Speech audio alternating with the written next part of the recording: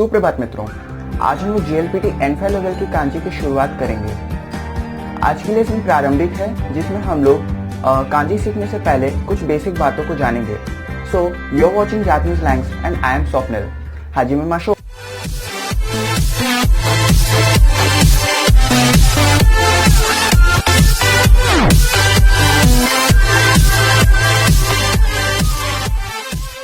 कांजी के बारे में जानने से पहले हम लोग पहले उसके हिस्ट्री को भी जान लेते हैं, आखिर वो ओरिजिनेट कहाँ से हुई।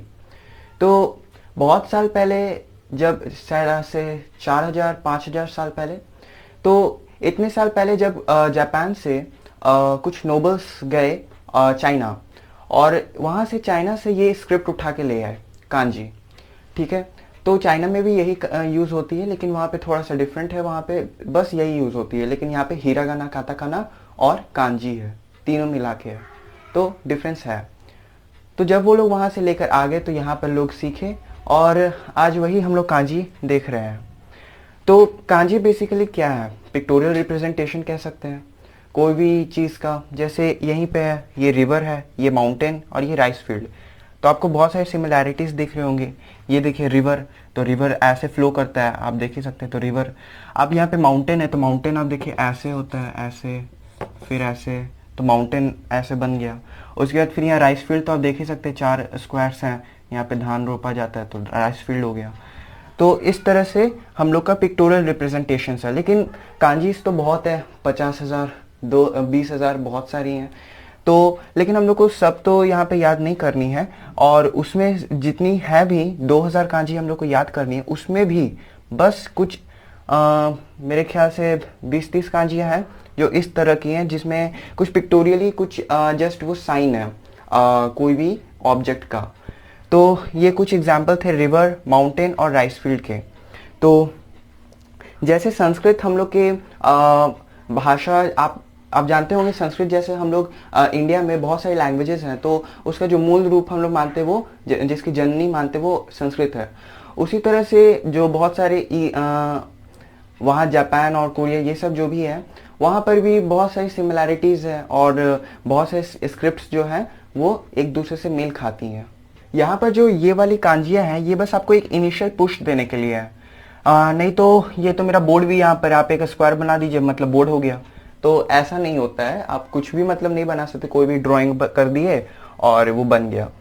तो ये बस इनिशियल पुश देने के लिए 20-30 कांजी आप ऐसे याद कर सकते हैं। लेकिन जब आप धीरे धीरे लेवल बढ़ेगा, N2, N1 ये सब में आप आएंगे, तो वहाँ पे बहुत कॉम्बिनेशंस होते हैं कांजी के, जो हम लोग इनिशियली सीखते हैं, यही सब का कॉम्बिनेशंस होते हैं, और धीरे धीरे इसी तरह से कांजियाँ बढ़ती हैं। अब यहाँ पर ये जो कांजियाँ हैं, ये तो बस एक इनिशियल पुश देने के लिए है कि आप सीखें थोड़ा सा, मतलब आपको ईजी पड़े।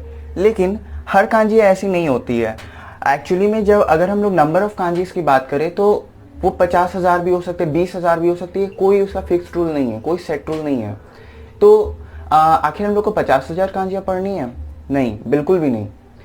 तो आपको डेली लाइफ यूजेस के लिए बस आपको 2000 कांजी, 2000 से 2500 कांजी याद होनी चाहिए, और 2000 से 2500 कांजी N1 लेवल तक के लिए सफिशिएंट होती है। JLPT में आपका N5 से लेके N1 तक लेवल्स होते हैं। तो ये आपको जो लेवल्स हैं, ये 2000 से 2500 कांजी आपको सिखा देते हैं, और ये एनफ है डेली लाइफ यूजेस के लिए, ये एनफ होती हैं।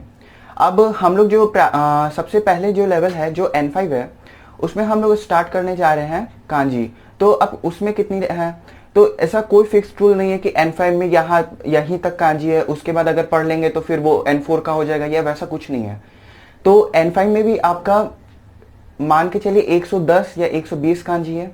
ठीक है, तो 110-120 कांजियाँ हैं। लेकिन अब आप सोच रहे होंगे कि जब बस हम लोग को 2000-3000 कांजी में काम चल जा रहा है, तो आखिर 50,000 कांजियाँ क्यों हैं?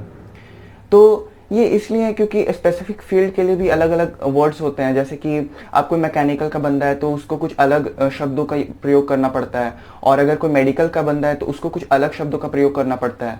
तो हर किसी को अपनी अपनी ज़रूरत है। लेकिन डेली लाइफ यूजेस के लिए, जिसमें आप पॉलिटिक्स और ये सब जो भी न्यूज़ आते हैं, और ये आपका जो मूवीज़ होते हैं, एनिमे होते हैं, वो सब आप वॉच कर लें, उसके लिए बस आपको सफिशिएंट है, 2000 कांजी सफिशिएंट है। अब दूसरी बात कि आपको क्या ये सब कांजी जेएलपीटी में लिखनी पड़ेंगी?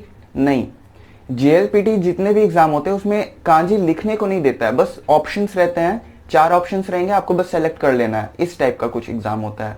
तो लेकिन फिर भी मैं सजेस्ट करूंगा आप लिख के ही प्रैक्टिस करिए, क्योंकि जब जापान में क्या होता है कि जब गवर्नमेंट जॉब्स में जाते हैं तो उसमें एक एग्जाम होते हैं, स्कॉलरशिप्स ये सब होते हैं। तो जो स्कॉलरशिप एक मिक्स्ड स्कॉलरशिप होती है, बहुत नामी स्कॉलरशिप है गवर्नमेंट स्कॉलरशिप, तो उसमें आपको कांजी लिखना पड़ेगा, ठीक है। और अगर आप कोई कंपनी ये सब में भी जाते हैं तो वहां पर भी आपको हो सकता है कोई प्लेसमेंट जॉब ये सब के लिए कांजी लिखना पड़े, ठीक है।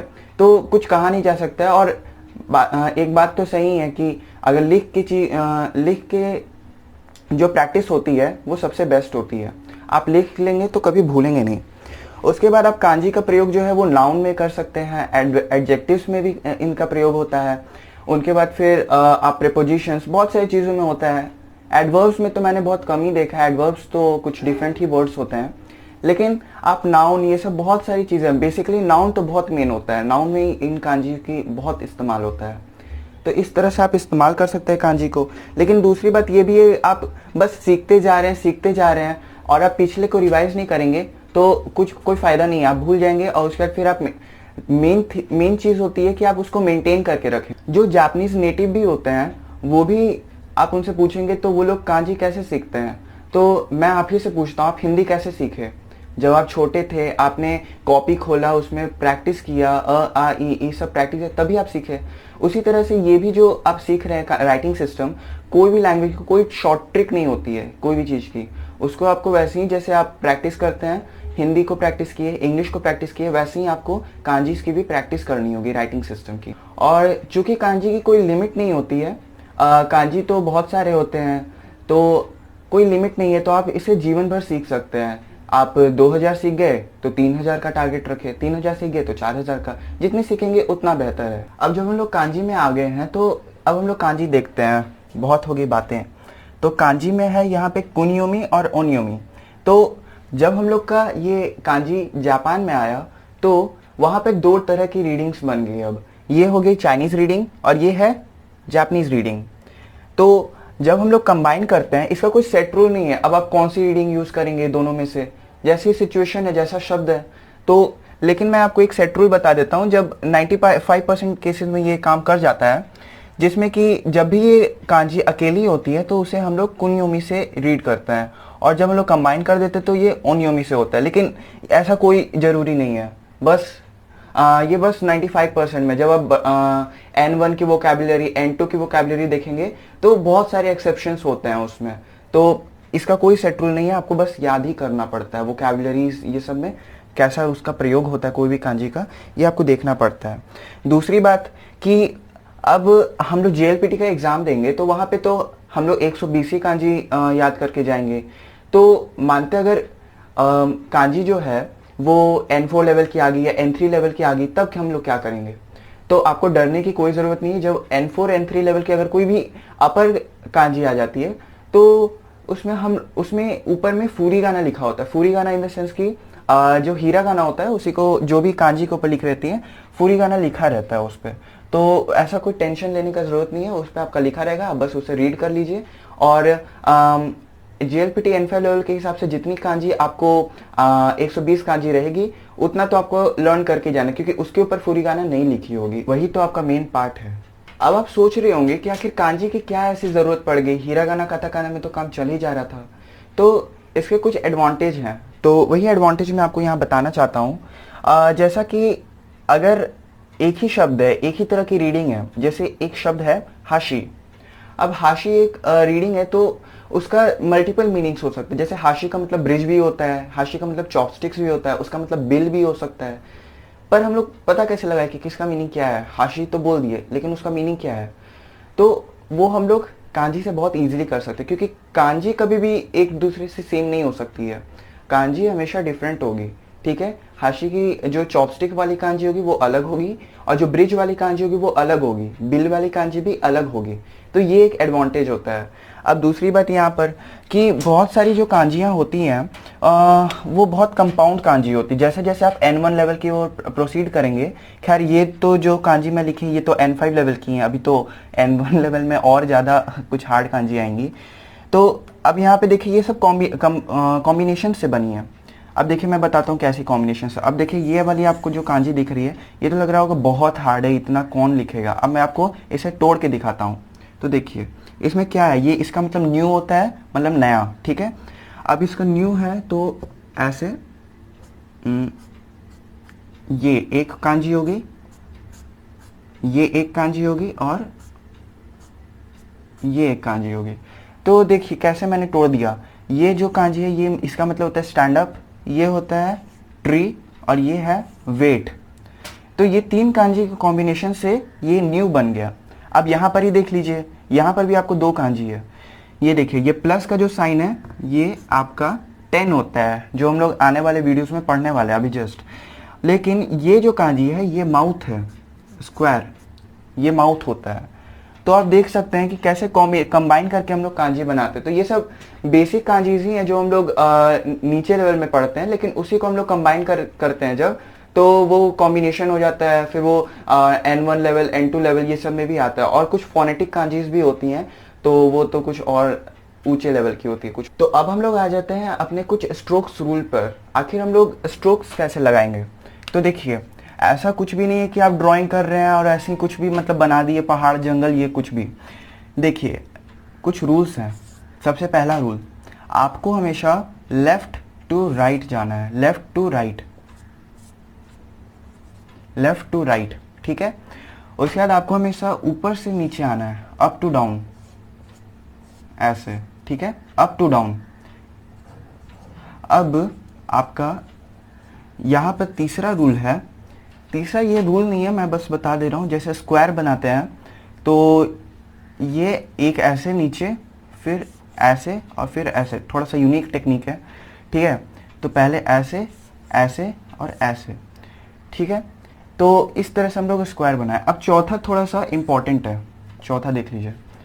चौथा में हम लोग कुछ जब एंड करते हैं तो हम लोग एंड कैसे कर सकते हैं वो मैं बताता हूँ। पहला है स्टॉप।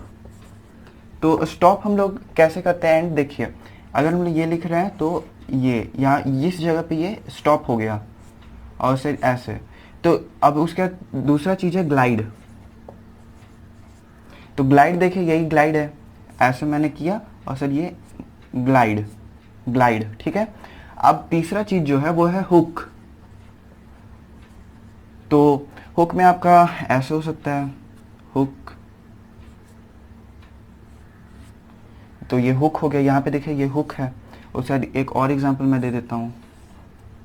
ये देखिए यहाँ पर भी एक हुक है। तो इस तरह से हम लोग एंड करते हैं, कोई भी स्ट्रोक को जब हम लोग लिखते हैं तो उसे एंड करते हैं। और दूसरी बात, हम लोग जब जापानीज में हम लोग जो लिखते हैं बस कांजी नहीं लिखते हैं, क्योंकि चाइनीज जैसे अगर स्क्रिप्ट देखेंगे तो वो लोग बिल्कुल बस कांजी ही यूज करते हैं। लेकिन हम लोग जापानीज में हीरागाना भी यूज करते हैं, काताकाना भी यूज करते हैं और कांजी भी यूज करते हैं। So this was an intro video. Next we would directly come to the first basic sets of kanjis, and then you will know what actually they are. So till then, stay tuned and best of luck. Thank you.